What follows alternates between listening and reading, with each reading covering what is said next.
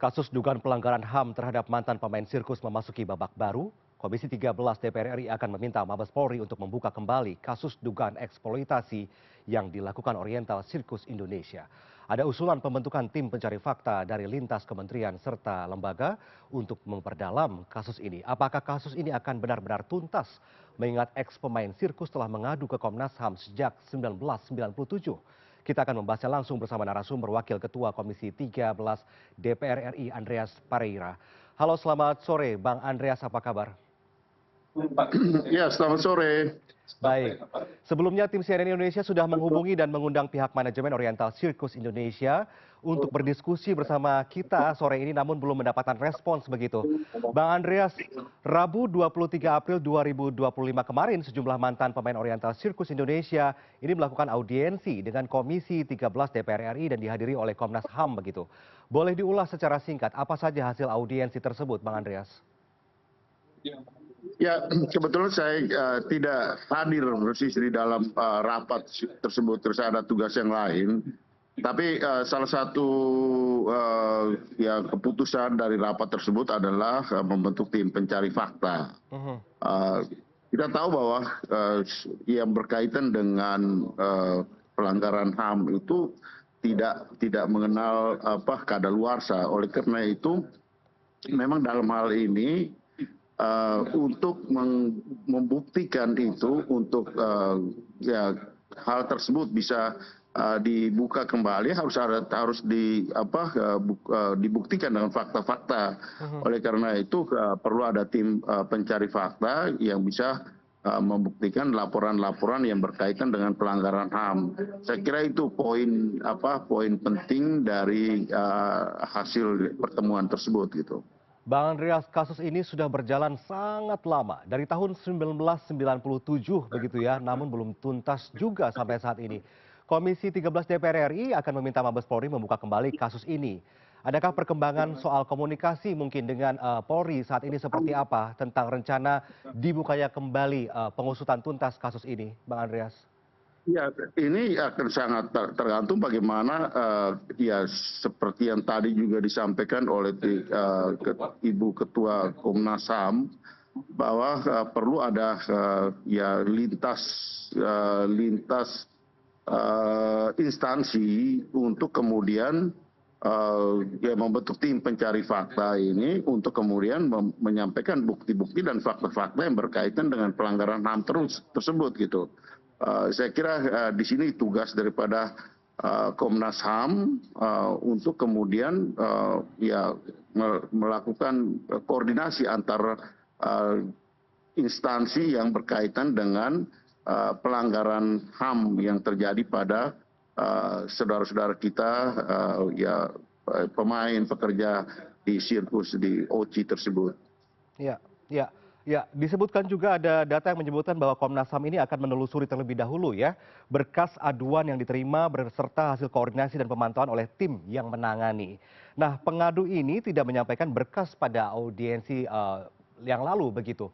Apakah ini juga akan menjadi kendala jika pengadu ini tidak menyertakan dokumen-dokumen penting yang membuktikan bahwa terjadi pelanggaran HAM ketika mereka tergabung dalam sirkus begitu? Bang Andreas. Ya, dokumen itu salah satu alat. Tentu Komnas HAM punya instrumen-instrumen lain untuk membuktikan bahwa adanya fakta-fakta tersebut.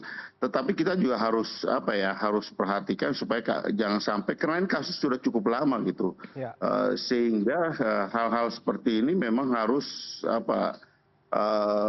dengan bukti, harus dengan fakta, dengan apa-apa yang menjadi dasar untuk kemudian diadukan ini menjadi pelanggaran HAM atau pelanggaran HAM berat terhadap saudara-saudara kita ini gitu. Sehingga tidak terjadi juga ya penuduhan secara sepihak terhadap mereka yang berkaitan dengan pelanggaran HAM ini gitu. Ini kita harus adil dalam hal ini untuk melihat fakta, melihat kasus seperti ini gitu. Ya, ya. Bang Andreas, ada usulan membentuk tim pencari fakta untuk memperdalam kasus ini. Bisakah Anda jelaskan nanti rencananya siapa saja yang akan dilibatkan dan bagaimana mekanisme kerja tim yang akan dibentuk ini, Bang Andreas? tentu di sini Komnas HAM sebagai leading sector daripada eh, daripada tim yang akan dibentuk nanti, dan tentu dalam hal ini melibatkan instansi yang berkaitan dengan tim pencari fakta tersebut. Ya tentu ke polisi, terus tentu kemudian juga instansi-instansi yang berkaitan dengan urusan ya bidang HAM, dan kemudian yang berkaitan dengan ya pertunjukan sirkus tersebut gitu. Saya kira ini penting untuk bisa membuktikan, untuk bisa menunjukkan bahwa adanya fakta-fakta yang berkaitan dengan pelanggaran HAM pada masa ketika terjadi, atau kalau misalnya itu terjadi pada sekarang, ya saya kira itu akan lebih mudah gitu dalam arti untuk membuktikan terjadinya pelanggaran HAM. Saya kira disinilah harus ada fakta-fakta yang menjadi indikasi terjadinya pelanggaran HAM tersebut. Ini penting untuk sehingga kita juga tidak memberikan justifikasi ya yang bersifat sepihak terhadap kasus-kasus seperti ini. Ya. Tidak boleh berpihak kemanapun saat ini dan harus diperdalam ya terkait pencarian fakta apakah terjadi pelanggaran HAM atau tidak. Bang Andreas, DPR mendukung Kementerian HAM untuk mengusut dugaan eksploitasi terhadap sejumlah mantan pemain sirkus OCI begitu ya. Tentunya Kementerian HAM perlu mendudukkan kasus ini secara proporsional antara Taman Safari, OCI, dan para mantan pemain sirkus. Menurut DPR dari Komisi 13, adakah kesulitan untuk mempertemukan semua pihak agar bisa duduk bareng nih Bang Andreas? Karena ini kasus sepertinya sudah sangat alot berjalan dari tahun 97, kemudian muncul lagi di 2002, 2003, sampai sekarang di 2025. Ada kesulitan besarkah di antara mereka-mereka ini untuk saling bertemu dan berdiskusi untuk mencari fakta apakah terjadi pelanggaran HAM atau tidak? Bang Andreas melihatnya seperti apa? Seharusnya tidak terjadi kesulitan, karena ya apalagi kita sekarang punya Komnas HAM, kita punya Kementerian HAM gitu, kita punya Komnas HAM juga gitu. Nah oleh karena itu di lingkaran instansi pemerintahan tentu ya Kementerian HAM bisa melakukan koordinasi ini, sementara Komnas HAM melakukan advokasi yang bersifat advokasi terhadap masyarakat, terhadap mereka yang menjadi korban dari pelanggaran HAM. Saya kira pada aspek ini kerjasama antar Komnas HAM dan Kementerian HAM harus berjalan beriring untuk kemudian terjadinya, untuk kemudian kita bisa melihat bahwa pembuktian, kemudian juga proses-proses selanjutnya yang berkaitan dengan HAM ini bisa berlangsung secara adil gitu, sehingga kita juga tidak melakukan penilaian, kemudian melakukan justifikasi yang bersifat sepihak terhadap kasus seperti ini gitu. Ya, karena bagaimanapun kita harus adil terhadap proses yang terjadi, terhadap kasus yang terjadi yang berkaitan dengan HAM ini gini. Ya, Bang Andreas, sudah sampai tahap mana ini rencana pembentukan tim pencari fakta? Apakah baru hanya rancangan saja atau memang sudah ada kemungkinan akan sejak kapan akan dimulai tim pencari fakta ini dimulai atau dibentuk begitu? Ya ini kan baru hari Jumat setelah hari Rabu kemarin gitu, jadi baru 2 hari berjalan. Nanti kemudian kita akan melakukan pengawasan untuk kemudian mengikuti perkembangan pelaksanaan daripada tim pencari fakta dan kerja dari tim pencari fakta tersebut gitu. Tapi yang jelas ini dalam rangka upaya untuk menyelesaikan tuntas kasus ini karena ini sudah bertahun-tahun lamanya begitu.